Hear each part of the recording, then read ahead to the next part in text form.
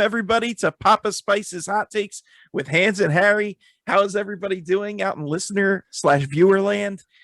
We hope you're doing good. Harry, how you doing tonight? I'm doing pretty well. It's a hot one today. We were talking about it earlier, so I don't think we're gonna have too many hot takes, about the movie we're gonna discuss today. But yeah, just trying to battle the heat, trying to stay inside, trying to stay cool. Amen, brother. Hans, how you doing, buddy? I've been struggling all day to try and figure out how I'm going to keep this discussion PG rated after the movie that we did watch.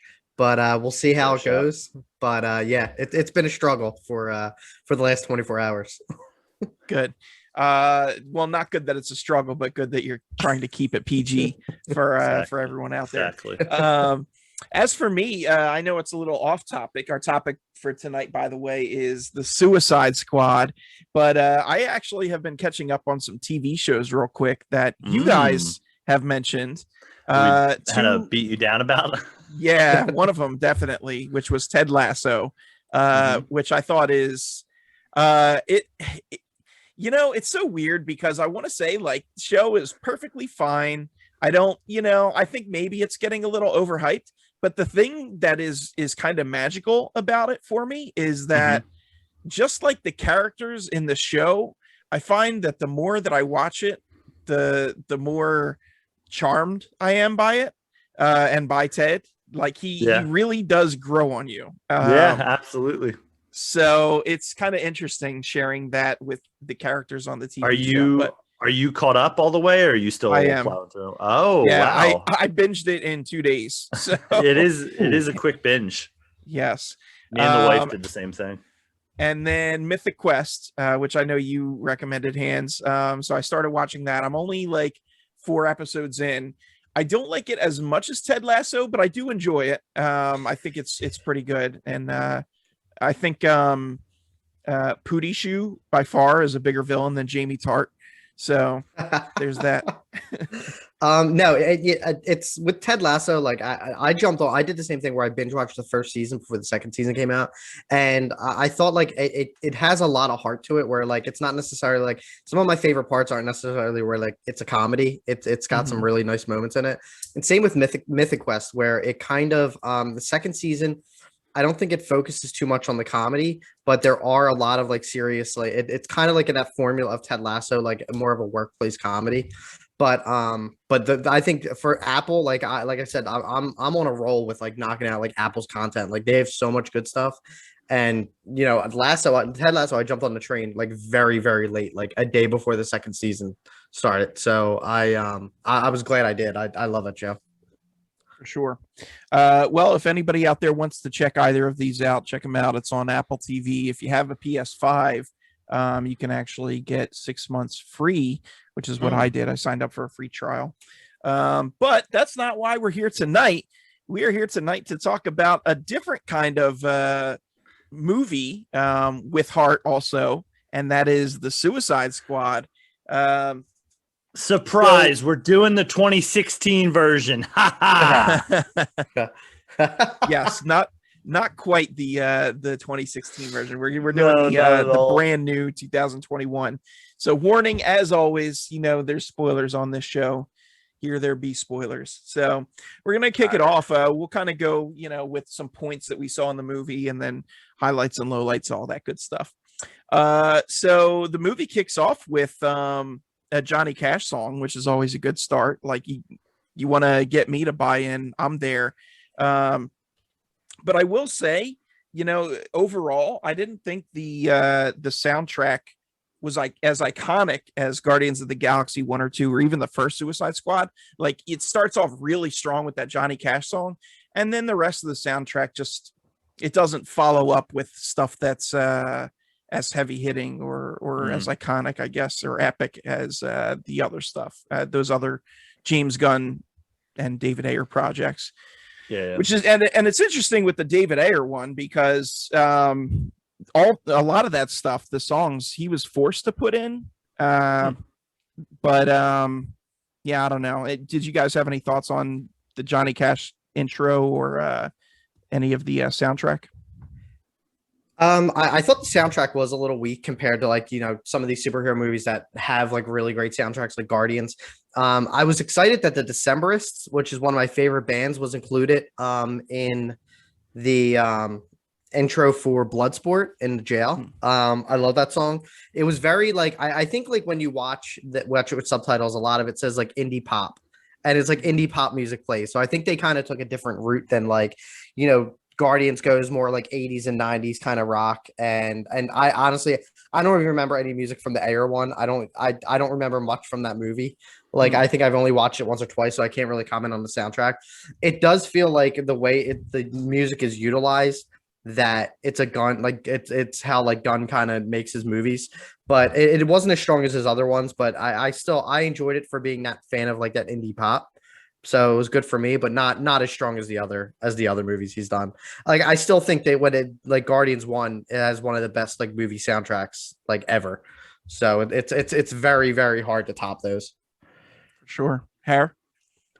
Yeah, I mean, I think who doesn't love a little Johnny Cash? I'm sure someone can name one song that they like from Johnny Cash. But yeah, I mean, it didn't stand out too much. I felt like it was a little overdone to me.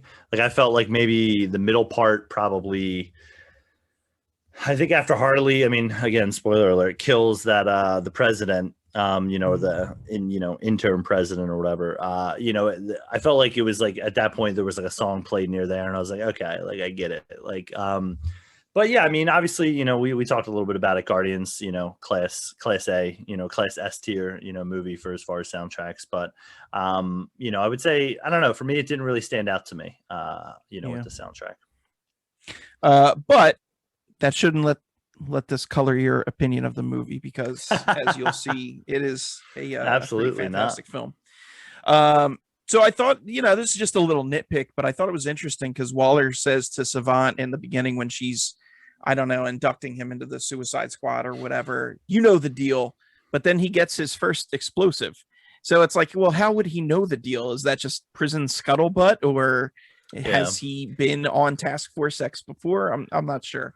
So I have a feeling it's just like the reputation that they have, because I mean, like this picks off like I don't know how many years after the first one, and they probably like word got around that like 7 or 8 like prisoners got a chance to like reduce their sentence. So I have a feeling this Task Force X, it's been going on for a while, and it has that reputation of just like if Waller's coming at your cell, then you're getting called up. Yeah, I was gonna say I feel like we've all worked with someone where it's like, like here they come, and I feel like Waller's that person. Yeah, it's like, oh no, we know what she's here for. So fair point. I thought it was hilarious that there was a Deadpool for the Suicide Squad. They were actually taking bets on who was going to make it out of the mission, and that was Waller and her team. So that was a pretty interesting take. Go ahead. I was gonna say I felt like talking about just because we're talking about the backroom staff, that was a really funny moment. But I honestly wish there would have been a little bit more of that. Like I think it was a good mix of like jumping into the back room. But I'll get to a point when we talk about Suicide Squad B or the Decoy Squad. But yeah, there was something I think they could have did a little different there with that. How did you feel about the support characters that I guess Waller had surrounding her? Because I really like Steve Agee. Both as a comedian and in the movie, I thought he was good in that role. I don't know. Do you guys think that they were appropriately cast, or they could have done better? I feel like I'm not familiar enough with them, which was kind of part of my issue. Like I kind of would have wished that like Pete Davidson's character would have been like one of the people in the back room, like some kind of computer nerd who's like I kind of wish they would have taken a little bit more of that and not wasted them in the first, again, spoiler alert, 20 minutes of the movie. My wife turned to me today and she's like, you didn't tell me Pete Davidson was in this movie. And I was like, yeah. And I was like, she was like, why didn't you say that? And like making this big deal about like, hey, why wasn't he in this movie? And, I was like, well, do you want me to spoil it for you? And she's like, okay, go ahead. And I was like, yeah, he's gone in the first 15, 20 minutes. Like that's it for him. So like I would have been interested to see, like, because I feel as though one of my gripes for the movie is like I don't like get the Amanda Waller character like for this one. Like I felt like it was just a friendly reminder, and I get it. You know, I know she's probably in the comics, and you know it's a familiar face, but like I wish they would have taken a different track with like the back room or like the, you know, the leaders of the Suicide Squad and how it works. So I wish they would have put a little bit more time, kind of similar to Cabin in the Woods. Like when they kind of, you know, spoiler alert if you haven't seen that, they kind of reveal there's people behind the scenes for that. And it's like some known faces that you know, and it's like, oh, this is a little bit more humorous. So that was my big take on that for it.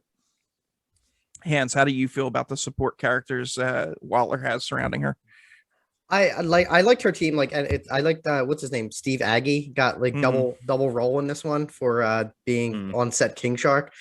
So I think that was pretty cool. But I was glad to see like her back, because I was looking at more like of the supporting cast that they have like with it, and I feel like that's why they brought in like even within the Suicide Squad, like Captain Boomerang, he was back.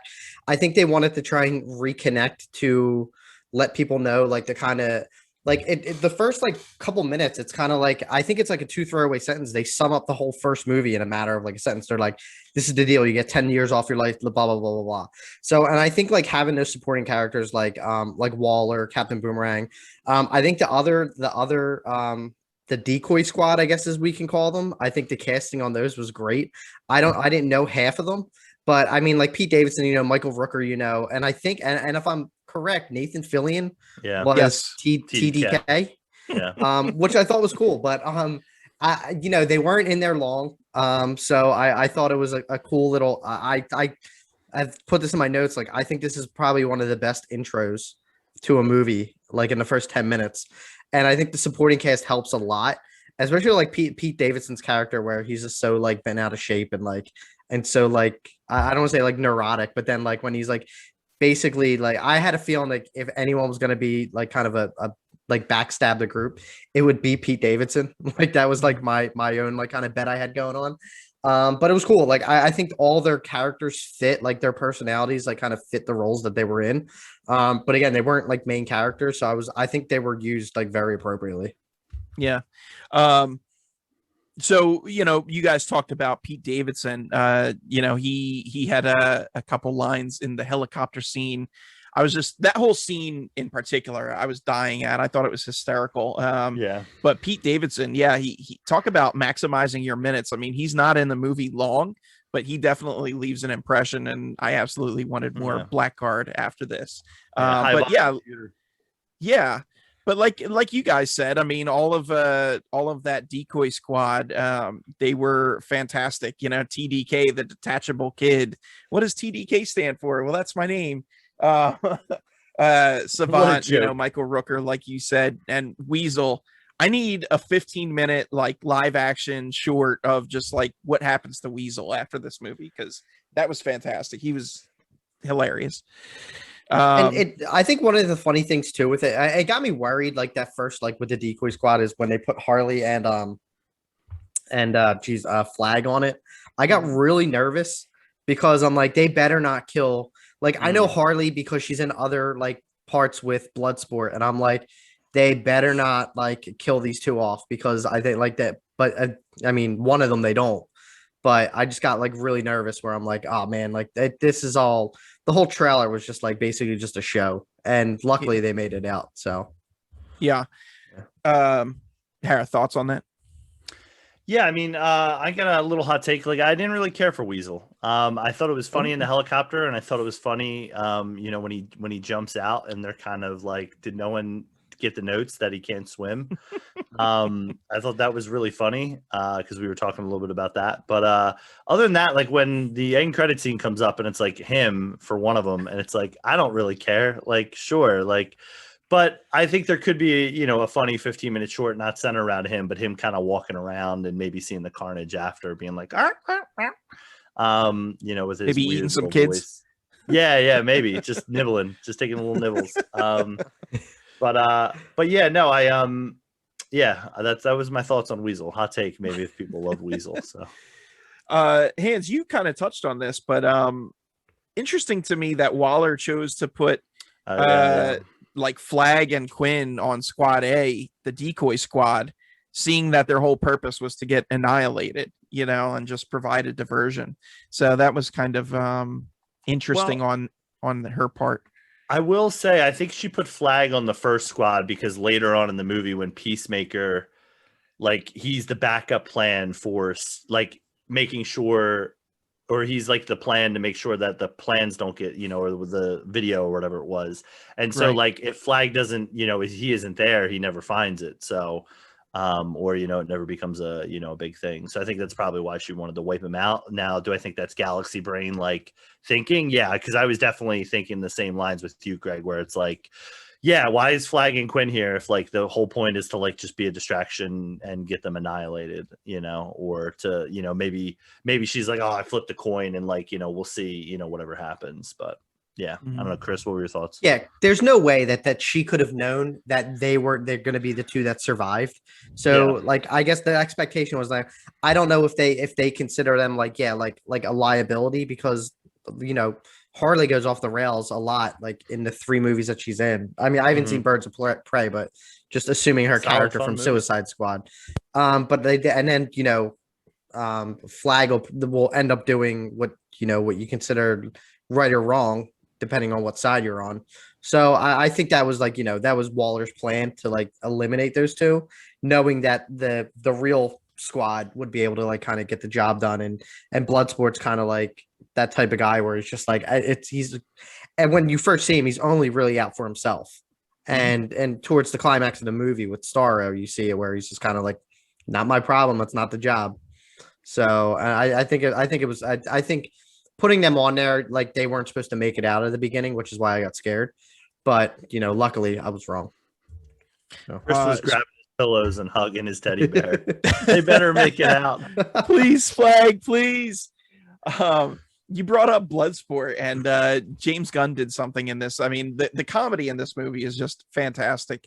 But, one of the layers to that, or one of the jokes, is how he relates Bloodsport and Deadshot from the first movie, which he basically gives them the same backstory, which is, they're experts at weapons and martial arts, and they shot Superman with a kryptonite bullet and put him in the hospital.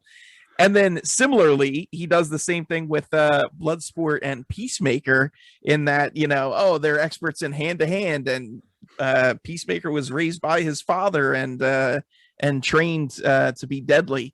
So I think that's just it's a funny little jab on comics in general, and how all these villains have such similar origins. It's kind of copy and paste, but it fits within the movie and provides just a little wink and a nod to comic fans, I think. Was there anything that you guys picked up on with those origins, or anything you want to comment on? My original thought was, and I don't know if I only watched the trailer for this once. So, and I know like the casting, that like Idris Elba was in it, but I didn't know like if they released who he was playing at all. Like, so I thought for some reason they just recast Will Smith and he was going to be Deadshot. And I thought that's where they were going with it. So I was kind of, and then I read a little more knowing that like Will Smith had to drop out because he was doing something else. He was going to drop out regardless. He's a flake. Well, he said he would come. He said he would come back. That's why they didn't kill. That's why they didn't like recast him. So I guess you're right. And so it was cool. But I think it's funny at the fact that like they did like basically just redo Deadshot and just basically put a different actor in there and just not call him Deadshot. But he basically is the same exact character. And it is funny with like Peacemaker when they're like going back and forth where he's just like, he's like, well, I do that too. Like you do, like that, like I think it's cool to have two of like the same character, but their personalities are like way different. Yes, which leads to a little bit of a little game of like one-upsmanship later on. We see that kind of pay off throughout the movie. Harley Quinn. I miss the old Harley from Suicide Squad, the 2016 movie, where she was just a psychotic. In this one, she's more comedic relief with some action thrown in. But I do appreciate that they continued the arc that she's had from Suicide Squad to Birds of Prey and now the Suicide Squad. What did you guys think about Harley in the movie? Yeah, for me, I was gonna say I felt like they kind of sidelined her in a way. And I feel like, whether that might have been, she did have her own movie just last, I guess it was 2 years ago, or however, February, I think it was, of 2019. But I felt like they kind of sidelined her by, having her get captured and like removing her from the squad. So like, but like she's always such a, like, I guess, a wild card in a way, that it kind of makes sense that she just kind of jumps in with the team and like, kind of saves the day towards the end as well and plays her part.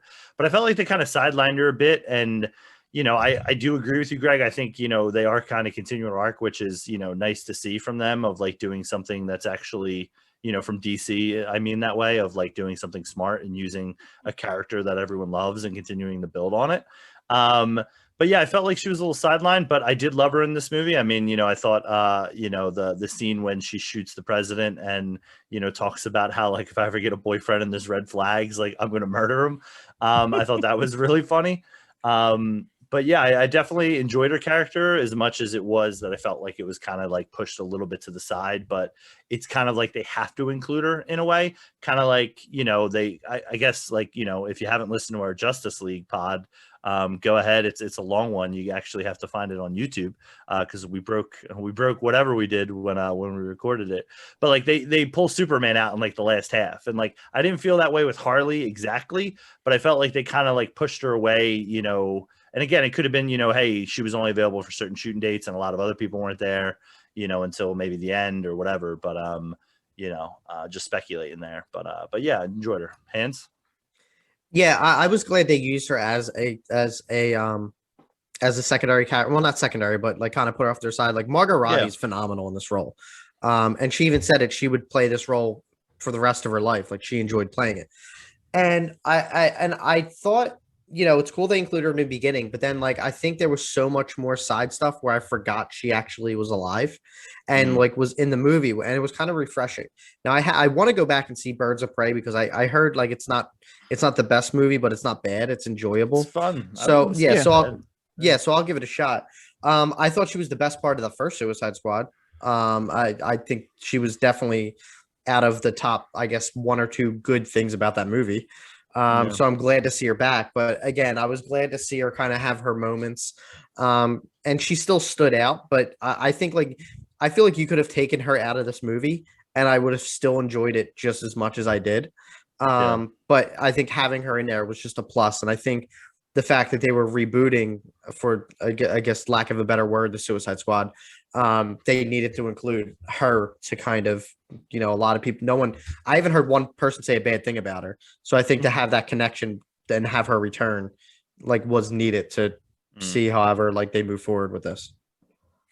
It's funny, you talk about needing familiar faces and stuff, and other than discounting Captain Boomerang, Rick Flag, and Harley Quinn because they were in the first one, I think maybe I only knew one or two of the new characters from Task Force X out of all of them, like both squads. So it was kind of interesting that they chose a lot of unfamiliar people, and I'm assuming it was because James Gunn knew they were going to be cannon fodder. So it's like, let's just play around and pick some obscure C-list or D-list or Z-list characters. But they struck gold with Ratcatcher 2. 100%. Which I love that they actually had that she was Ratcatcher 2 and not just Ratcatcher. But I think that she was the heart and soul of the movie. With her whole kind of attitude and outlook on life, as well as trying to make friends with King Shark, Nanawe, and how she kind of chooses to see the good in everybody, to the point where it even, I don't know if that necessarily was what connected with Bloodsport, but he saw bits of his daughter in her, and she allows him to, she's kind of a catalyst for his change to become a better character. So I really like her placement and what they did with her her thread throughout this movie. And powers wise, it makes sense to have her in there. We could kind of see the damage that she does towards the end. What did you guys think about Ratcatcher? Did you have any particular favorite Suicide Squad member? My favorite was Peacemaker, only because and we'll talk. I'm sure we'll talk about a little bit more later about John Cena. I think what he brought to the role. I'm not a John Cena acting fan. I'm not even a John Cena wrestling fan. But I loved him in this. It's role. Hard to see him. That's why. Yeah. But I thought he does even with Fast whatever one we just saw. Yeah, he was whatever in it, but I think he plays such a great act, kind of soldier. I don't want to say goody two shoes because he's not. He's actually the exact opposite, which I didn't know much about his character before going in. I thought he was kind of a goody two shoe, kind of always following the rules, but he's just as crude as Bloodsport for the most part, and he's he'll literally do anything to get peace, which is very contradictory. But but I think just going back to Ratcatcher, Ratcatcher 2, my favorite part of Ratcatcher 2 is her dad with the fantastic cameo of Taika Waititi, which I didn't know that was him. I had to rewind it because it threw me off for a minute. So Marvel's kind of slowly taken over DC. But that was a cool moment. But I her powers were a little goofy, to be able to control rats. But I think they if this was David Ayer's movie, then she would have been wasted. She would have been just a kind of a character that can control an animal no one really likes, and you wouldn't get that backstory from her, and you wouldn't she wouldn't be part of those little she has some really, really good moments.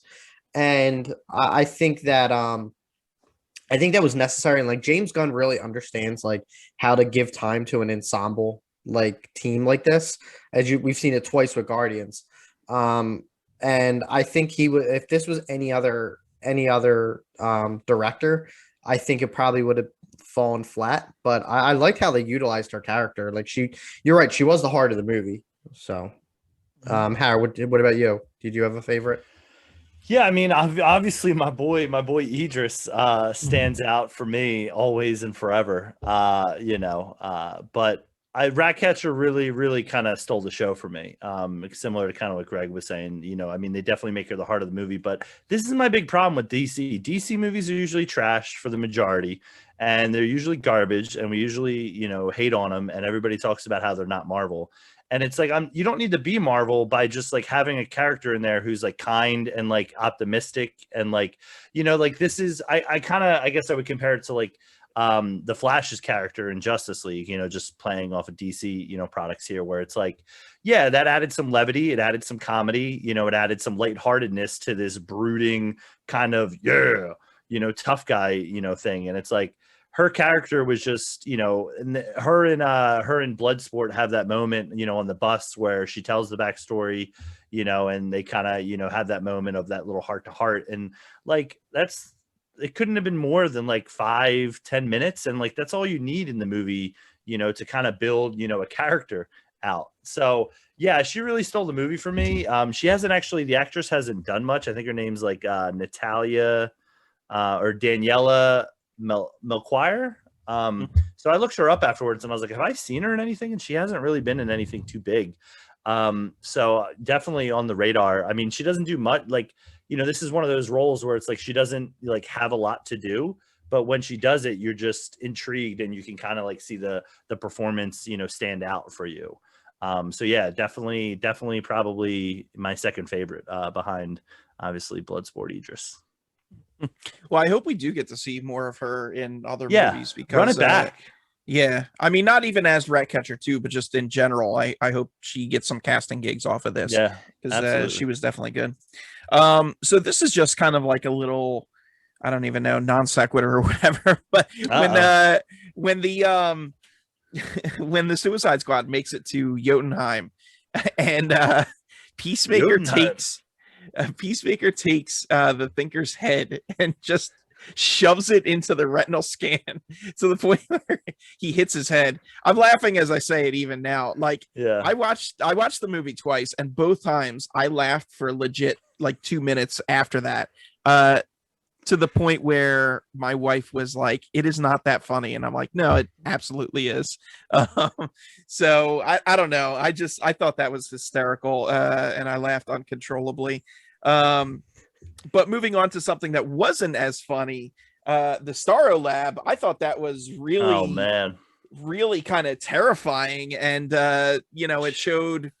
it showed the thinker as someone who was a bit more devious than I guess we had suspected up to this point, and yeah, or not even devious, but just man, what's the right word? Maniacal, maybe, I don't know, because you see the kind of grotesque experimentation going on there. yeah. So that's Gunn pulling off the horror as well as the comedy and the action that we've seen. What did you guys think about that? I don't deal like I don't like first of all, I don't like sea life. So starfish is like one of like it's probably the most like gentle it's probably the most like gentle sea creature. Not anymore. And now it's ruined for me. Like I've held a live starfish and I'm like, oh, this is nice. And now I see it and I'm like, this is like the only like you're gonna punt it. Only animal in the ocean I was not terrified of, which I am now. So but it is like it reminded me of like any kind of like slimy type character like that. The way they like the sound effects in it is like I hate it. It like drives me nuts.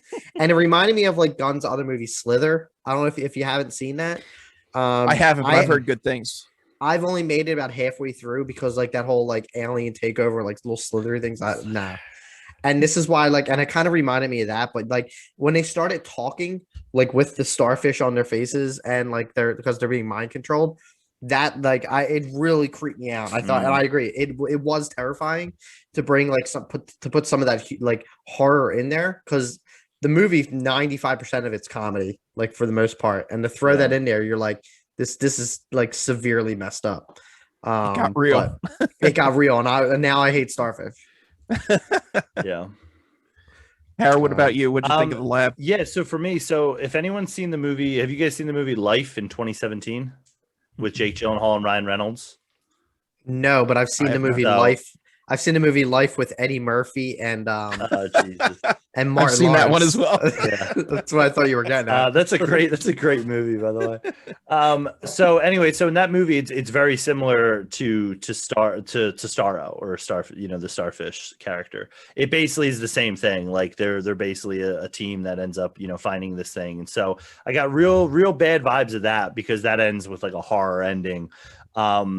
But I also, I mean, obviously there's the alien element of it, with the kind of being kind of sucked on the face and, there's the jaw. They kind of did like a little bit of a Jaws reference where it's like they didn't show too much of them until, the very end when they, bring them out and, show them fully. But I like to compare it a little bit to kind of Watchmen.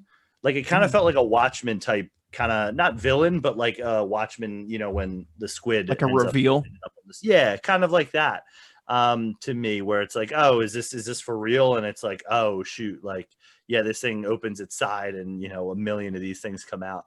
But yeah, definitely kind of creepy. I remember sitting in the theater, like kind of having to like, shudder or to like barely look at some points especially when they were in the basement in Jotunheim, because it definitely had that element, which, this is what good movies do. They can make you laugh, one moment, make you be like, oh, the next moment, and then, have this moment where you're terrified and you're like, I need to stop watching this because this is all. So yeah, really, really enjoyed it as much as it was awful to watch in that lab because they were doing some experiments, bro. No joke there. Yeah, pretty gruesome. So we get a cool fight between Peacemaker and Rick Flag, but I gotta say I was pretty shocked that they actually offed Flag. I mean, I know we're watching the Suicide Squad. People are gonna, meet their end, but I didn't think that they would do it with him. Did that catch you guys off guard like it did with me? Yeah, I guess I was gonna say it did surprise me, I guess, because this is the second time we're seeing Rick Flag. It almost could have been like, hey, he could be for lack of a better word, the flagship character that just shows up on all these missions. But I feel like Joel Kinnaman's are a dime a dozen in Hollywood, and I wouldn't be surprised if there is a Rick Flag similar to like what we were talking about with like Bloodsport and what's his face, Will Smith's character. What was it, Deadshot, right? Or Deadshot and like Peacemaker. I won't be surprised if there's a Rick Flag-esque character who like kind of takes, you know, the lead, and it's another, you know, guy, you know, that guy, or, you know, maybe even a bigger star. Leave Joel Kinnaman alone. He was in RoboCop. Yeah, it was great. Remember, you remember all the money that new RoboCop made? Wow, blew away the box office. Everybody talks about it. It's in current conversation every day. I honestly thought between like Flag and I thought there was going to be like some like with Harley's like kind of little monologue about her men, like that she like kind of picks and all, and like her relationship with Flag. I really thought there was going to be like some kind of like I don't want to say it's hinted at, but there's like romantic chemistry somewhere between them. Whether or not it's just like friendship or I don't know, like, or just like some kind of like respect. But I think like the fact that like I think Harley, everyone from Harley's previous Suicide Squad is dead now, and I think like I think she was actually like I think that would have been cool to see her kind of have a little more reaction to like Flag's death. But Harry's right. I mean, they're eventually going to get someone to replace him, and it's going to be the same. It's going to be a running joke with these movies, whereas, you know, they just bring in whoever's hot at the time, and I'm you know, career wise, and you think Joel Kinnaman's career is hot right now? No, I didn't mean it like that, but I meant like no. I just meant like kind of like now they're gonna realize if they make a second one. Like, yeah, first of all, Joel should leave him alone. He's not a bad actor. Maybe we'll get Rick Flag too. He's not a bad. I hope he's not a bad actor. I can't wait till Chris starts following Joel Kinnaman on Twitter and retweet him just to troll me. Follow me on my Joel Kinnaman podcast. Nice. So we got a freaking kaiju up in here. Starro, the big reveal, seeing him in all his glory. What did you think? I liked the design. It was, you know, pretty true to the comics. It was equal parts interesting looking and terrifying. Seeing a giant starfish squirting out many starfish and destroying buildings. I don't know. I really enjoyed it. And I liked that it was true to the comics. Hans, how did you feel about Starro? I thought it was really stupid when they announced it that was going to be a giant starfish. This was before my fear of them. They're harmless. Like, yeah, but like, how dumb is that? And I think they like showed some of it like in the trailer where I'm like, it's a starfish. Like, this is so stupid. But I think like Gunn was saying, like, if it was Gunn or someone in an interview, if he was talking about Starro or someone else, he was like, he basically Googled the worst DC villain or some of the worst DC villains and came up with, that's why he picked it, is because it's so like, it's not a big name and it's literally the easiest thing to understand. Like, it's a kaiju starfish. Like that's it. I thought the design of it was really cool. It's very different than like any kind of villain that would like whoever the villain in the first Suicide Squad was, because that movie was pretty much at night the whole time. I thought it brought a lot of like color to like this 100%. Kind of like I guess the tone of the movie. I think the way they fought it was pretty cool. I think the whole like last battle with it was really neat. But you know, it like Harry had said, it's very Watchmen from like the comics, because, or even from the TV show, because you know, the big villain in that is a giant squid. So I thought it was dumb. I still think it is kind of dumb, but it was used so well. Like it was done correctly. Like I didn't end the movie and say that was a stupid idea. Like I thought it was a great idea for this type of tone of a movie. To be fair, this was the villain that brought the Justice League together. It was the main villain for Justice League #1.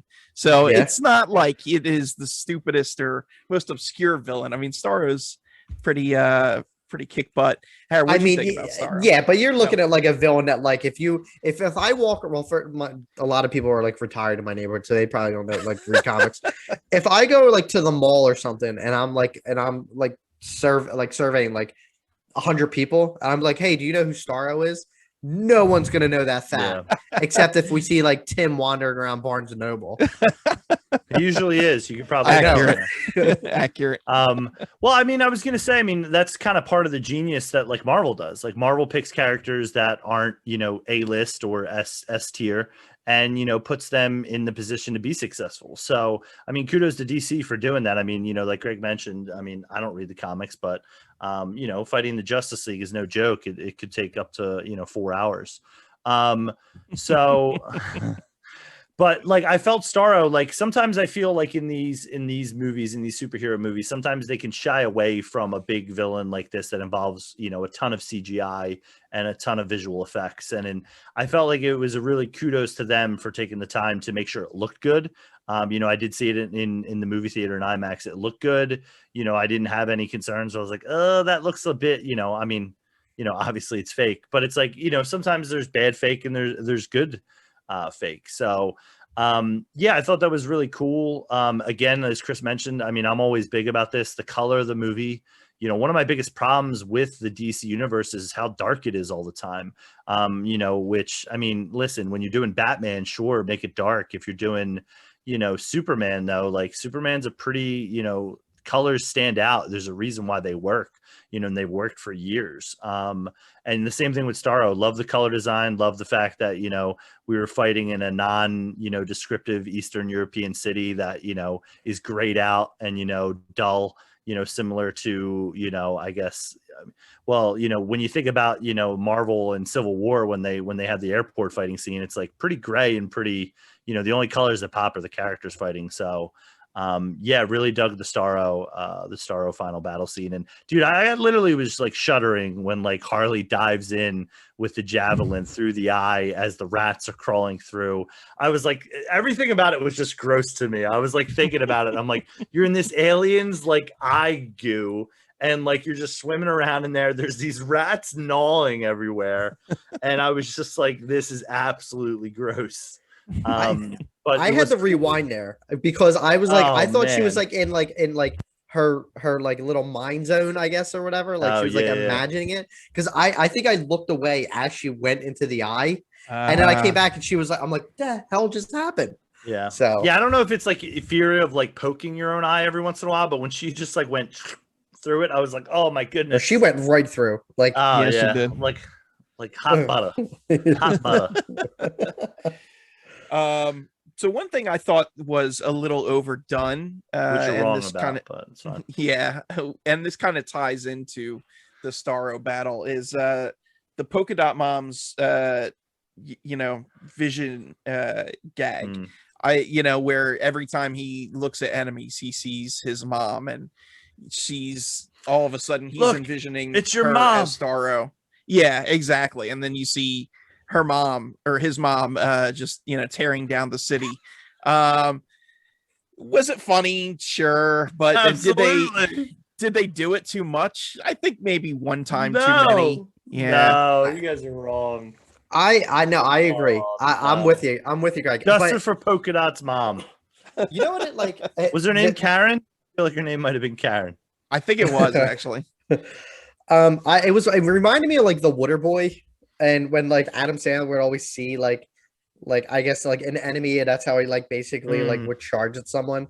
But I think it was, I don't know necessarily, like I think they do it like 3 or 4 times in the movie, which is not it's not necessary.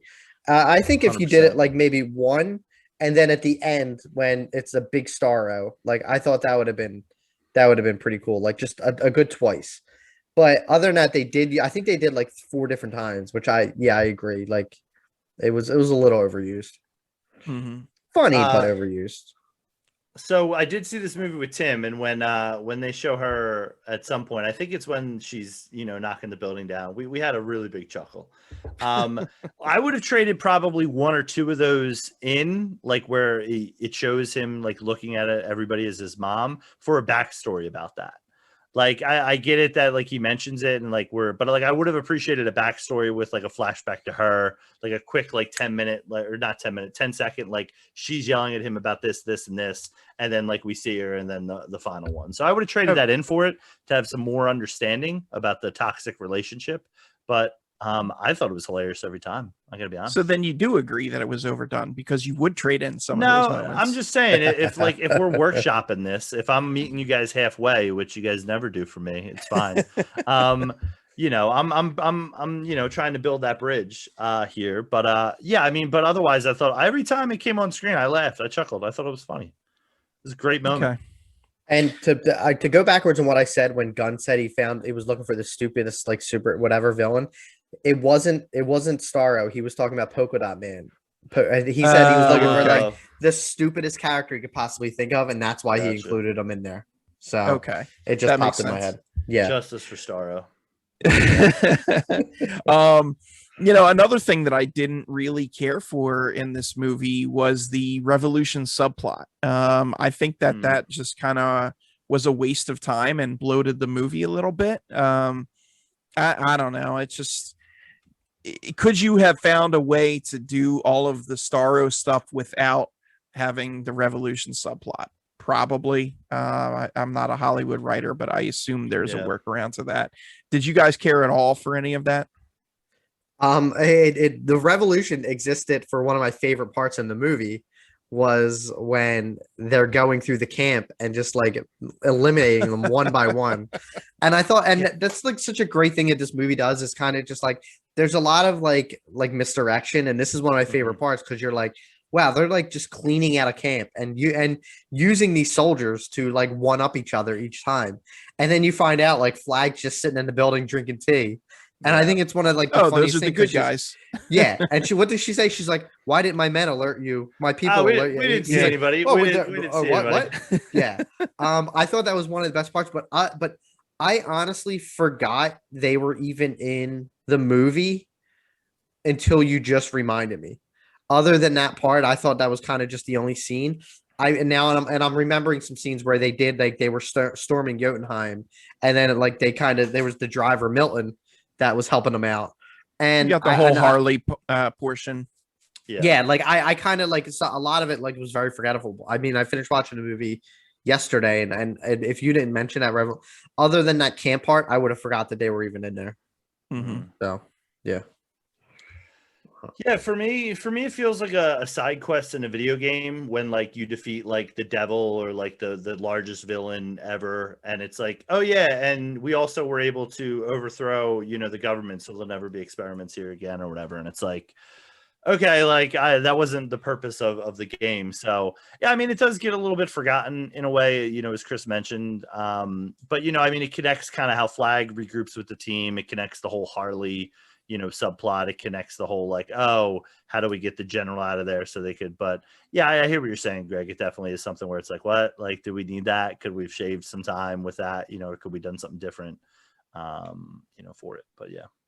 Look, man, I'm getting older. Just give me a solid 90 minutes. Oh, Jesus. Yeah. Tell me about it. Or like 105, but I don't need to go the full, you know, 120, 135. That's too much. Absolutely. And I mean, I think that's, for me, that's where like I have a little bit of a problem with the movie where it's like, you probably could have cut out, like, if you just remove Harley from the movie and maybe put somebody else like in the place, like, I'm not saying that's like a good idea, but like, if you just do that and remove her, like kind of extra scenes, like you probably shave a good 25 minutes off of it with it. So, but yeah, like I don't think you need it like the bar scene. Like I think you could have done something a little more like that could have kind of got he's coming out of his home, you grab him, then yada yada. That's fine. Yeah, you could have worked it out some other way. But I this is, I feel like, a common thing that we always agree about is that like movies can shave off 10-15 minutes. And I'm with you, Greg. Like I'm old, man. I can't dedicate my time to a whole movie. I can watch right? Yeah, about that. Yeah, that's too long. That's too long. But I can watch a whole season of Ted Lasso in like one day. Yeah, yes. And that's like 35 minutes an episode.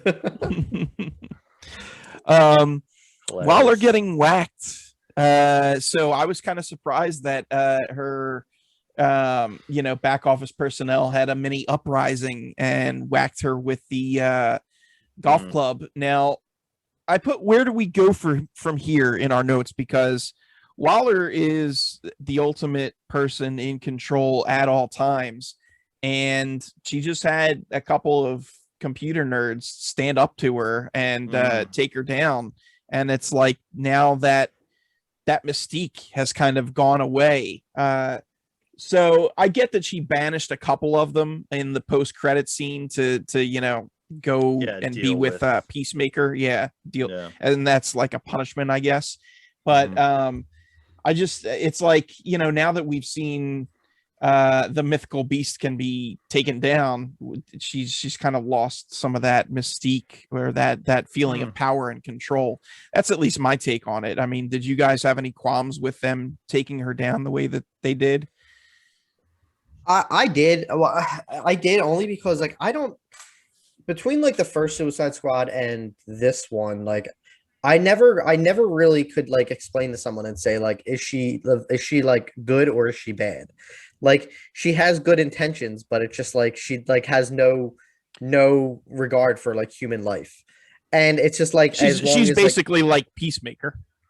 Basically, yeah. Like as long as the mission gets done, and like I always imagined her as being like kind of like more of a villain than a hero. Like I mean, she does put these teams together, but I mean, you're supposed to root for these characters like the Suicide Squad as the movie's going on, and she's just basically like threatening them and loses her mind when they go to fight Starro.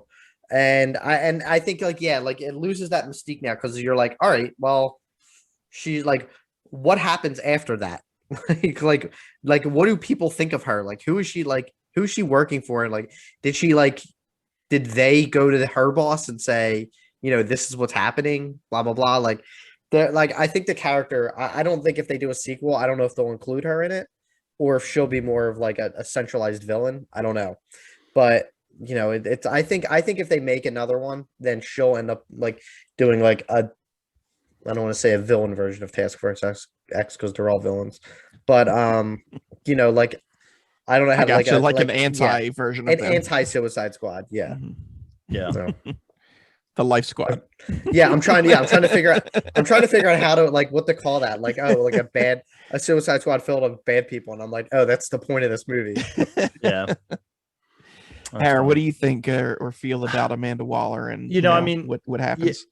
The Waller thing, like I only know her from the movie. I'm not familiar with her in the comics, but obviously from the first movie you get the interpretation that she's like, this is her show, you're running by her rules or you're not doing it at all. And it was a little bit, I mean, if you want to talk about a flaw in the film, like that probably was for me, where it's like she just could have killed them, or and it's just like, oh, how do we stop it? And it's like, well, just have somebody knock her out. So I mean, maybe like you're saying, like, who knows, Chris was saying, sorry, that, hey, we'll see what happens with the future movies. But I thought that did stand out a little bit as like kind of an odd, kind of plot twist where it's like, oh, they can just knock her out and like there's no repercussions, but then there's repercussions. But it's like now you just got to deal with like handicapped John Cena, who will probably be fine by the time his TV show rolls around. But it's just one of those things where it's like, I'm not you're kind of breaking down a character where it's like she's unbreakable, in 2 movies, Bloodsport and Deadshot, like threatened to kill her or inches away from killing her. And it's like, oh, all of a sudden, like she can get, but I guess maybe that's the thing. It's like nobody ever would have thought that anybody would stand up to her. So, but again, I think if they add some more, relevant, I guess I would say for me, actors or actresses to the team, it would make it probably a little bit more sense, maybe some challenging there. So, and then my last note here before we move on to the highlights and lowlights is Peacemaker. We get the post-credit scene, we see he survives. Personally, I know. Personally, I'm looking forward to the show. I think that Cena did an admirable job in this. The character is intriguing enough where, we could kind of see him and his exploits. I'm interested in seeing those. What do you guys think? Are you interested at all in the Peacemaker show, or is that enough Cena for you? Have you seen enough? I honestly forgot they were doing a Peacemaker TV show until I think when I watched the post-credit scene, I'm like, why is he alive? And I'm like, and I'm assuming that the Peacemaker character, like the show, is going to take place after the Suicide Squad. That's my understanding. So then I was like, all right, that's why they're bringing him back. I'm all for it. I think he's a great character.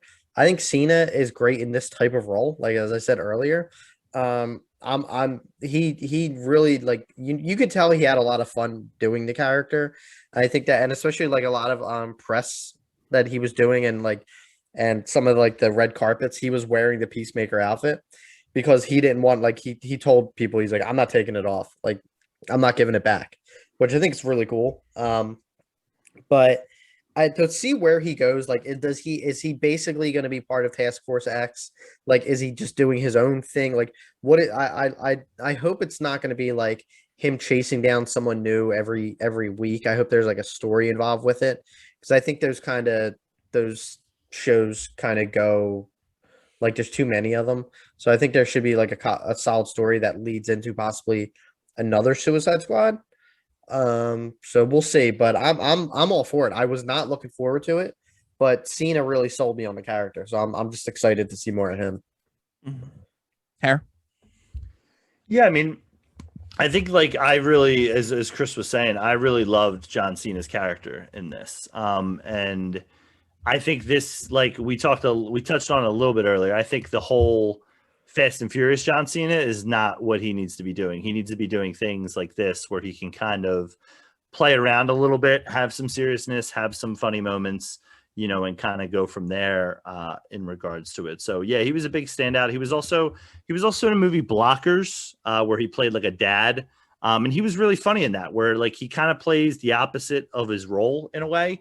And like Peacemaker, like if you're thinking about the person, like, and this is like John Cena, like big tough guy, like, he handles his business for peace, but like there's a little bit of stupidity in like his character where, even when he fights with Flag and there's that thing, it's like, Peacemaker. I think I keep calling him Peacekeeper. I don't know why, if I'd done that.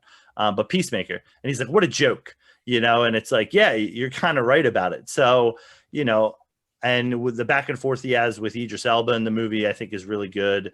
And, like I would love to see him do more roles similar to this. It doesn't have to be, but like definitely lean into your comedy element, John Cena, because like that works for you. So yeah, would definitely, the show, I mean, the Marvel shows have done well. I guess if we're looking at like a borderline, like how does this work? I wasn't a fan of a lot of the Netflix shows. So if it's like that, like Daredevil, where it's like filmed in one warehouse and you just move from room to room and shoot scenes and, shoot some fake outside scenes, then I'm not going to be into it. But if they put some money behind it, maybe it's like a short kind of 3-4 episode, well, maybe like a 6-episode arc, add another big, player for him to kind of bounce off of. I would definitely be in on that. Very good.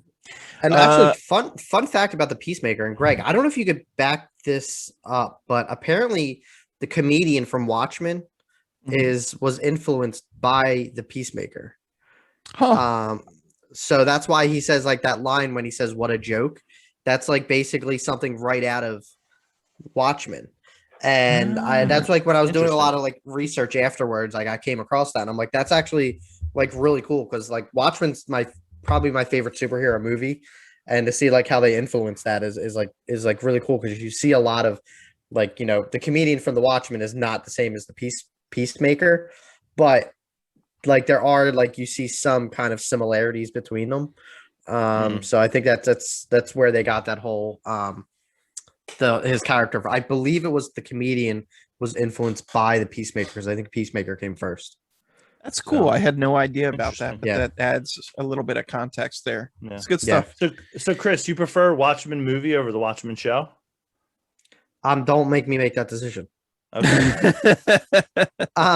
In 2 weeks, Chris will decide. Yeah. I'm not. You can't put. They're two different entities. All right. I'm just saying. All right. Well, let's move on Putting you on the spot. Some highlights here. Harry, why don't you kick it off and then we'll alternate? Yeah. So, I mean, listen, we talked a little bit about it earlier, but I just loved Idris Elba in this movie. Really enjoyed him in Hobbs and Shaw, as well as kind of playing this. I mean, it's a different role, but I just love his energy that he brings. I love the costume for Bloodsport. I thought that was really cool. It kind of didn't always seem like Idris Elba was the one in the costume every time, because I picture Idris Elba as a big, tall, strapping, beautiful gentleman. But you know, I loved his energy. You know, the scene with his daughter right off the bat, where it's kind of like you can tell he's not the perfect guy. You know, and you know, typical hero arc there where he kind of redeems himself at the end. But really just loved his chemistry, as I mentioned earlier, with John Cena. He was definitely, you know, the highlight for me coming out of the movie, where it's like, if you're doing Suicide Squad 2, if you're doing Suicide Squad Returns, if you're doing Suicide Squad Empire Strikes Back, like, he needs to be cast in the movie. You know, give him whatever he wants. But I think like that for me, like, to be on board with the next one, like, he's got to be a part of it. Can you see Idris and Will coexisting in a movie, or Absolutely would you want not. to see Listen, listen, I hinted at it earlier. Will Smith is a snake and a coward. He was not going to be in this movie. He can say all he wants about he wanted to return in the role. That's just what you say when, like, hey, listen, I can't come to your party. Sorry, like, I would love to, but I have this other party event that I have to go to. No, you're just being nice. Like, he was going to be cast in Django, and then Jamie Foxx took it because Will Smith decided it was too, you know, he didn't want to do it or whatever it is. Like, now listen, do I think he's a good actor? Yes, absolutely. But when it comes to like challenging himself, and it's like that's where he has the problems. He's like, every role you watch him in, it's like, oh, look, Will Smith as, you know, Pursuit of Happiness. Will Smith is, I even forget the guy's name, but it's like, oh yeah, look, you're basically watching Will Smith. I think we might have talked about it on another episode, but it's like, yeah, I don't think, if he's not in the universe again, that's fine with me. If he wants to, you know, hide and go away, that's fine. Wow. That's fine. Sorry, rant over. Sorry, Man, you went a coward. You went really off the rails. Listen, with that. just challenge yourself, Will Smith. Sure, you like. I'm very excited for his upcoming movie. I think where he plays the Williams sisters. You know, for those who aren't familiar in tennis, he plays their dad.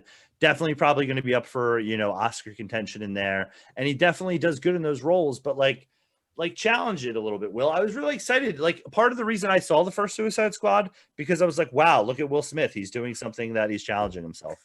You know, I would just like to say, Mr. Smith, I am a fan, and if you want to come on the show and debate Harry, by all means. Listen, he can absolutely come on the show and debate with us. Yeah, rep that Philadelphia hometown, baby.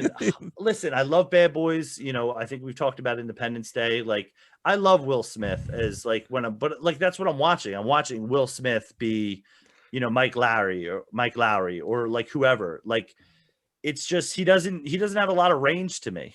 He doesn't have a lot of range. So you don't want to mixing it up with Idris. I mean, listen, if he wants to, that'll be a dope movie, and I'll definitely go see it. And would be. Well, very that was excited. My question in the first place, and you're like, but no. Listen, because like I feel like if you're saying Will Smith is coming back, Idris isn't going to be a part of it. Like, I feel like no, I'm saying like a movie with both of them coexisting. Yeah, I would watch it, but like Idris is my guy, so ride for Idris. That's fine. He's there. He's at the party. They both are. Are we talking about like another Suicide Squad with their characters, or just another movie with them? No. Let's say it's another right. Suicide Squad, and they have Bloodsport and Deadshot. Yeah, I'm all for that. I think that wouldn't happen, but if you're putting, I don't think it will either. But yeah, I guess I'll see it. You convinced me. I'll swipe my card. I never knew you felt that way about Will Smith. I know. Dude, look at his like. Listen. Look at his. I just did. I looked at his like. I skimmed through IMDb. Yeah. It's not that Tell me bad. when he's challenged himself. Yeah, it's a solid IMDb, but he doesn't challenge himself. I think he does. Philadelphia. He went from West Philadelphia, born and raised, to fighting aliens and Men in Black. No, I'm talking about the movie. No. Oh, the what? Yeah, he wasn't in Philadelphia. That was Denzel and Tom Hanks. No. Does he have a What role am in? I I thinking mean, of? what? What movie am I thinking of? like early '90s movie. All right. Well, while you do that research, I'll listen. While you do that research, thinking about yeah, sure. Are you thinking about the opening credits of Fresh Prince? No, shut up. I mean, he does come from Philadelphia, so that makes sense. We talked a lot about Ratcatcher 2. Really enjoyed that character. Talked about Peacemaker. Definitely really enjoyed the Milton joke. I don't know if you guys remember it, but like Harley forgets that Milton's with him. And it's funny to me because I was like, that's a part like where it kind of dives into the movie where like you're in it yourself and you're like, why is this guy still with them? And, you know, it really pays off there with that scene for it. And then I kind of enjoyed the javelin joke. where Harley gets handed the javelin and she's like, dude, what am I doing with this? And then it circles back and then she's like, I know what I have to do. Chris, what did you think about that? Did you enjoy those two kind of comedic moments? I thought the Milton thing, I actually probably the way Greg reacted when what's his name, Peacemaker was slamming I can't think of his name, his head through the eye thing. The Thinker. The Thinker. Yeah.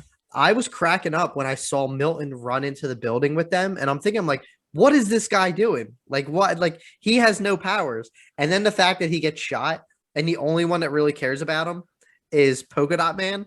Yeah. And he's just like, he was Milton. And they're like, what's his name? He was with us the whole time. Because Harley's like, what's Harley say? She's like, if we had a guy named Milton, I would know. I would know. And then what's his name? Bloodsport's like, wait, he was still with us? Yeah. It's funny at the end. I don't know if you catch it, but like Harley turns to Bloodsport and she's like, "It's been great work. Like, great job, Milton." And he's like, "Not my name." Yeah. I thought that was a really funny touch to the situation because it's like I thought the same thing where I'm like, when they killed him, I'm like, why was he there? Yeah. So all right. So Greg, what do you got for us? What movie did you forget? 6 Degrees of Separation. Oh yeah, that was like but see, what was that, like 92 or something? Oh, I didn't see that. Like I never heard of that. Yeah, so like that was like like you're pulling a movie out from 93, and after that, I'm just saying. Oh my goodness. Okay, so that was like the last time, and if you like, and I thought Pursuit of Happiness, he stretched himself. That's too. A great movie. Yeah. Yeah, I mean, I wouldn't say he stretched himself. I can't even remember the guy's name from Pursuit of Happiness. I just know Chris Will Gardner. Smith. There you go. Okay. Well, that's because you probably watch it 100 times. You're weird with movies like that. You get into them and it's like, Chris, how many times have you seen this movie? You're like 105. And it's like he remembers every moment of it. So kudos to you. You know what? Maybe it's on me then. Maybe you are right. Maybe the role is more memorable than I give it credit for. But I'm gonna die on that hill, so it's fine. You call me the next time you see Will Smith taking a chance, all right? You're gonna be waiting a long time for that call. Yeah, I will. But yeah, right, what was the other? And then the javelin. Chris. Yeah, no, the javelin one was funny too. I forgot all about the javelin through most of the movie. So yeah, it reappears at the end. It shows back up, and I'm like, oh yeah, that was a cool cool throwback. I'm with you with like one of my highlights in this movie was Idris Elba. I'm not. We've gone back and forth just as a joke. Like I'm not a huge like Idris fan. I am. Like I everything I've seen him in, he just like knocks it out of the park, and he does these roles. Even where Dark he Tower. You know what I think, and I think Dark Tower is such a horrible movie. It's such a bad movie, but I'll die on this hill. The casting in that movie of the two leads was phenomenal. Yeah. Matthew McConaughey was a great Man in Black. Idris Elba was a good gunslinger. Yeah, everything else about that movie wasn't those two for sure. No, it was trying to jam 7 books into an hour-and-a-half movie. Should have just done a miniseries or a Netflix, HBO. Like, well, apparently Amazon was going to do one, but they decided not to. Whatever. Doing a lot of good but yeah, but going back to Idris, like I always forget, like whenever I I haven't rewatched in a while, but like The Office, he shows up for a couple episodes. He's like phenomenal in that. He has a great like he has now. If we'll go from Will Smith, he has a ton of range where he does like these action movies. He does what did I watch in the past couple weeks? Molly's Game with him in it. He's great in that. He's gonna be Knuckles in Sonic 2, which is phenomenal. I don't know how that's gonna work. I have no idea, but he's gonna make it work. Like I'm excited to watch the first Sonic now. But he was definitely like he has a layer of like comedic timing that like for someone from past roles that he's done in terms of, and I'm not talking about like Hobbs and Shaw, like he does have like a more serious resume, I think, than kind of action adventure and like these fun roles. Like he has like excellent comedic timing, and I think the way like people love working with him. I think a lot of people were saying like they joined up on the movie just so they could work with him, which says a lot like nowadays, which in terms of like wanting to work with actors. There's a solid series that he's on too called Luther, which I think it was on Netflix. I don't know if it still is, but it's really solid and a lot of Idris in that. So yeah, no, I'm definitely going to go back and check out. Like I haven't seen Beast of No Nation. I think there was a couple other things I missed from him that like I think he would make a phenomenal Bond. I don't know, Yeah, like he's always depending on been how in the they're short list. if they'll go that way or not. If you guys haven't seen The Mountain Between Us with him and Kate Winslet, that was a fantastic movie as well. Is that Really? with I like heard that it they wasn't were that good. in like a plane crash and they're like surviving Yeah. on a mountain together? Yep. I heard they were really good in it. I heard their chemistry was good, but I heard the movie was a little bit meh. Yeah, like I love his enjoyed it. character, his chemistry with Papa says it's Margot a Robbie. hit. I'll check it out. Yeah. It's Idris. Like I said, I'm gonna go back. I'll watch everything Idris. I think like another one like Ratcatcher 2 was a highlight of mine. Like we talked about her earlier, like being the heart of the movie. I love the fact that they put what's his name Taika Waititi in it again for like 20 seconds, but it was phenomenal. Letting Marvel know that hey, I could switch sides at any point here. So I'm actually check big. Keep me happy. For my 99 Twitter followers, I've actually like put this out where I said like my biggest fear at this point is like Kevin Feige going over to DC, and I think that, and I'm not kidding. I think like after Guardians 3, James It's always a bargaining chip. Gunn's gonna leave Marvel and go to DC and like do the suit. Like I think I could see him doing a like taking over the reins of like the Justice League and all, which after like the Suicide Squad, and if he does a sequel and it's just as well, like I'm all for. Like I just I that keeps me up at night now with Starfish. I think that I think like Gunn's script, it was phenomenal. Like I think that was like kind of if he wasn't writing this, like it was a very Gunn movie. Like and his dialogue, his like time, like I think like some of the flashbacks going like like 8 minutes ago, 3 days ago. Like I thought like his style was definitely there. I don't think this was hard to read. I got to be honest. Look at it was. I will say like looking at some of the other directors that they had in mind, this would not have worked. Like I think Mel Gibson was at one point attached to do it, which I like. That's in my mind. Like, would I want to see it? No, probably. Mel's time in Hollywood has come and gone. Yeah, like would I want to see it? Like I'll watch clips. It's a shame for it's probably going to be a train wreck. But yeah, but like I think this like Gunn needed to do this movie for it to be successful. Like I can't really think of another director that could have tackled this and made it as enjoyable as it was. So I think Steven Spielberg would have had a good say in it. I think. Yes. The master. I'm busting Chris's chops. I'm busting his chops. Dude, if Spielberg ever directed a DC movie, like that would be the most amazing thing ever. Yeah, that would make like $2 billion opening weekend. Yeah. What's Cameron up to? Does he want to do a Superman movie? He's making six. Well, both of those guys have predicted the doom of the superhero genre. So I think they're out on superhero movies. I think so too. Yeah. Meanwhile, Cameron's making 48 next Avatar movies. That dude, he can keep making them. If they look anything like the way they look in the way I felt in 2009, what was it? 2009. It felt like It felt like a 12 years ago. That's what it was. It was a game changer, and if they make another ride like that ride, like absolutely, I'm 100% in, baby. Let's do it. I just don't want to wait until I'm 50 to see the next sequel. Like, come on. Howard, what other highlights you have? You know what I just pictured Greg as the meme where the grandma's kind of being moved along. I picture his daughter Aria being like, sure, that movie came out in 2009, Dad. Okay. Like I'm convinced that these movies are not gonna like ever be released. Like at least the second one is. The second one's in post production. We're not going to get a. You got to get them out out of the ocean after filming them. Yeah. That's the problem. So I didn't really have any other highlights. Just some, touch base a little bit more. Well, one highlight I just wanted to touch base on really quick was I loved how bright and fun the movie was. Scored it 4 out of 5 stars on my Letterboxd. Really enjoyed it. Enjoyed it more. I think we've talked a couple movies lately. Really enjoyed it more than Black Widow. Obviously more than Fast and the Furious. So it was definitely on the higher end. And I mean, if we want to talk DC universe, definitely one of probably jumps into the easy top 5.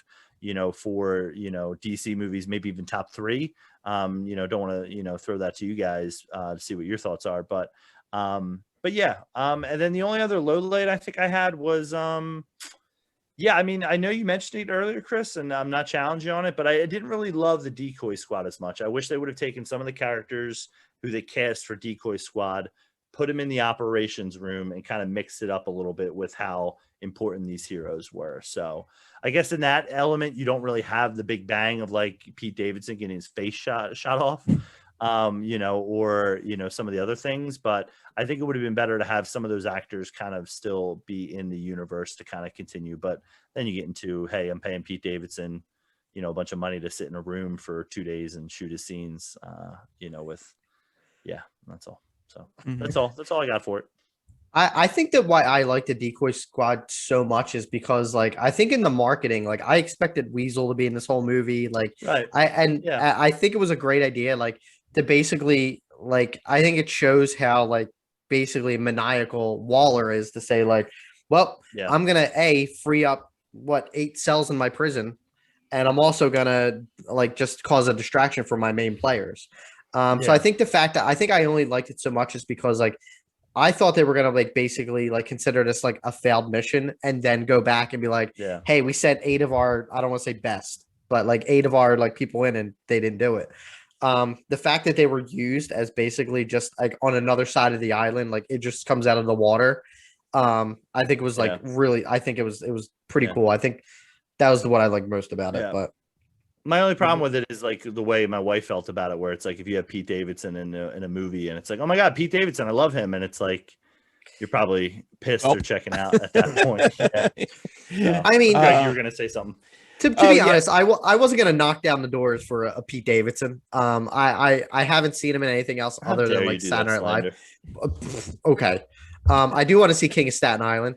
But other than that, like I'm not. His biggest movie to date you haven't seen, but you're not all about him.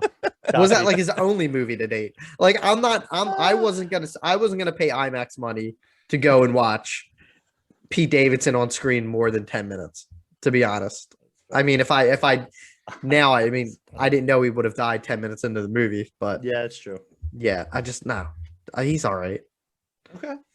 A couple thoughts. Number one, I was just thinking a character I wish they would have brought back was Ike Barinholtz's character from the first Suicide Squad, where he was like the corrupt guard. He was pretty funny in that role, and I always enjoy seeing him on screen. So I think he could have had a nice little cameo somewhere in there.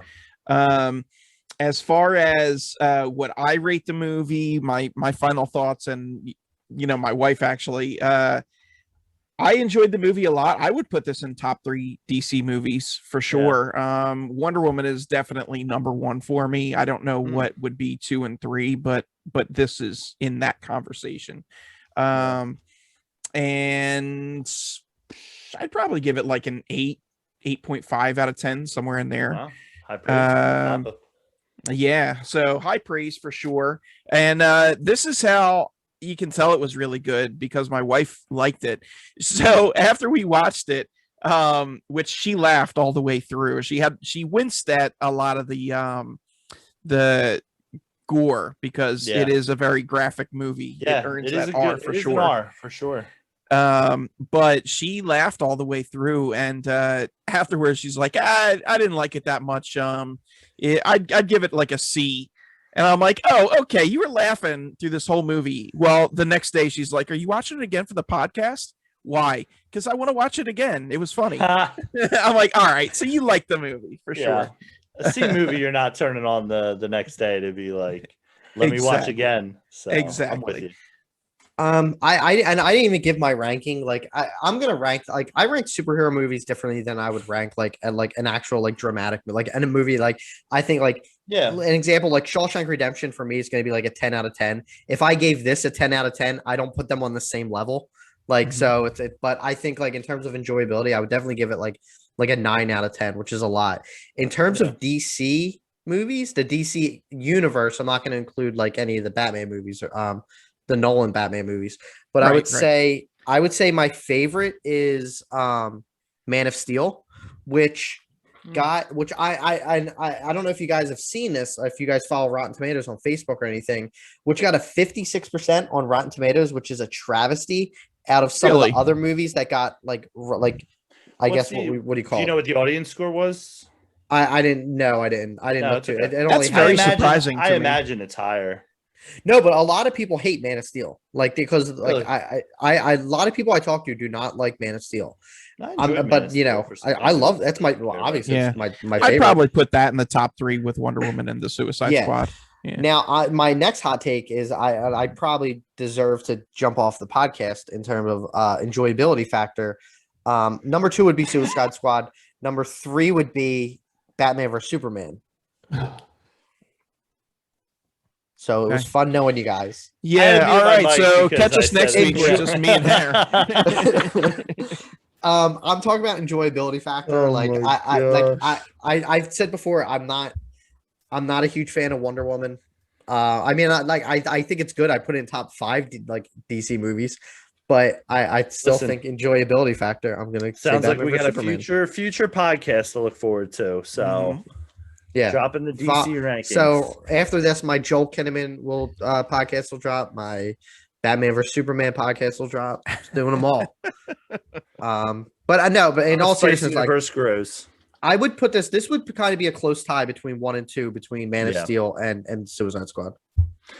So, real quick, one question I had for you guys was obviously, I don't know if you guys saw the news or if the folks out there saw the news, but Warner Brothers announced a deal with AMC Theaters for a 45-day release window.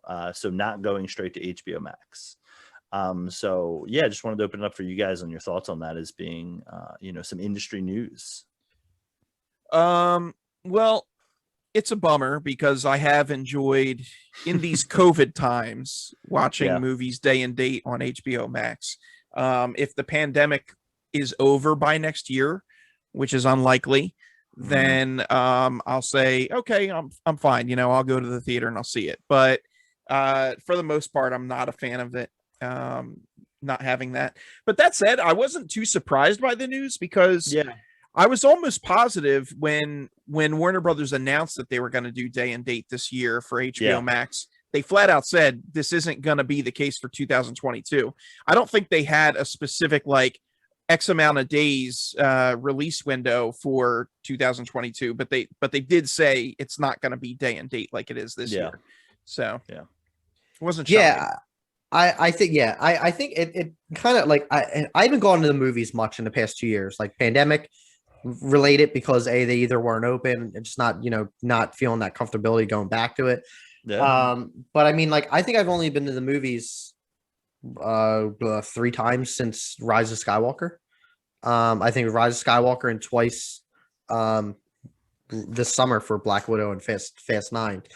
But I think it's hard to really get out and go to the movies nowadays, like a pandemic aside. I think just like the fact of like having other responsibilities, like being a parent, it's hard to like kind of get time to go out and go to movies. So I kind of utilized, like for Suicide Squad, I watched it on HBO Max, which was great. It was like easily accessible. It was there. And I think that, when is this taking effect? 2022? Yeah.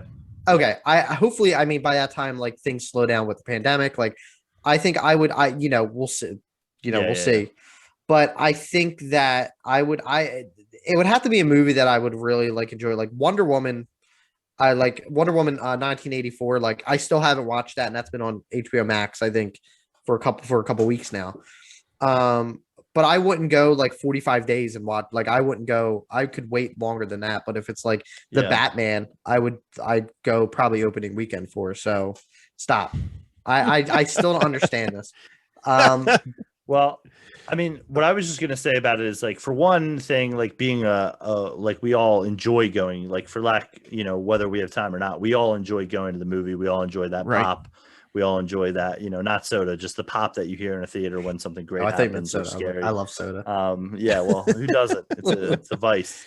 But like, as far as it is, like what I really enjoyed about them releasing it same day as the theater is like, I don't have to worry if you're moving this movie. I don't have to worry about if you are, going to postpone it 2 weeks. Like you have the date set where I can have access to it, through HBO Max. So, and listen, I definitely enjoy, before we get on, listening, with closed captionings, as we've talked about on our previous pod. and having those available to kind of be like, oh, is that what that person said, or what was that during that moment? So, but guess yeah, what? just You want to watch interesting it news. at 5:20 or 12:15 or 1:40. You can watch it whenever. You don't have to sit and wait for a specified time. Exactly. Yeah, I watched this in like 2 parts because like I could just pause it and go back to it. Yeah. Which I would miss that kind of factor of it, but yeah, I again the experience is like I've loved going to the movie since I was like my first movie I think I saw in theaters was like Beavis and Butthead. Yeah. Which I wasn't allowed to go, but my aunt and uncle took me. But I Shout think out to them. yeah, but since that, like I agree. Like I would miss that. Like I would have to feel comfortable to go back, and I'm hoping that like things kind of start calming down when that kind of has an effect. Like there's still going to be movies that I'm going to want to see in theaters, like Dune, the Batman, the Matrix, the 4th Matrix movie. Like those are just a few examples. Spider-Man, like the Marvel movies, that I'll want to see in theaters. And if that's an option, that would always be my first option. But like Suicide Squad, like I was kind of a little hesitant going into it. So I kind of felt fine watching it on my TV. And like the same with like if I watch Wonder Woman 1984, like when I get around to watching that, like same thing. But I it doesn't affect me as much where like I kind of had a feeling that this whole like the HBO Max thing wouldn't be permanent because it's just a terrible, an awful business move in the long run. Well, I was going to say, Chris, pro tip, save yourself some time. Don't watch Wonder Woman 1984 and rewatch Wonder Woman again and appreciate that good film. Oh, 84 was good. I enjoyed it. It was fine. Absolutely. Doesn't 84 have...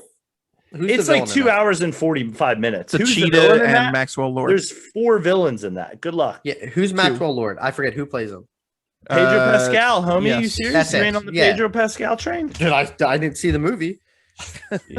Get on your Narcos binge. He's got that right in queue behind Captain Marvel. Exactly. I actually was. Listen, you talk about long movies. Wonder Woman 1984 is like 2:45 almost. Yeah, I know. Then I need a week to watch that. That's a solid Monday to Friday. Like before I go to bed, I'll watch a half hour here, and then I'll be done by Friday. Yeah. All right. Well, I think that's our signal to wrap things up here. We are done with our Suicide Squad review. Everybody go see it, The Suicide Squad, when you can. Any final thoughts or anything for the peeps here? Yeah, just thanks for listening. I hope you guys get a chance to hopefully watch the movie. Let us know your thoughts on, DC Universe. Make sure Chris has another female strong superhero that he needs to watch their movie for, and remind him about that. Yeah, we're good. Hands, anything for the peeps? No, thank you for listening. Again, leave your comments, anything that we might have missed. I know there were a few characters we didn't dive too much into with Suicide Squad, but if you're listening, you probably watched the movie already. If you didn't watch it and you're just listening for fun, go out and watch it. Support this movie. I think that one of the biggest things is with the grossing in theaters, I think largely because of the pandemic, it did not get, as much love that it should have gotten. So yeah, definitely watch Suicide Squad. And make sure you don't mix it up with David Ayer's version. Yeah, for sure. As these guys mentioned, make sure you like, share, comment, subscribe. Let us know who your favorite character from the Suicide Squad was. Let us know who you'd like to see in another Suicide Squad sequel. If there's any Z-list villains or heroes that you think would be fun.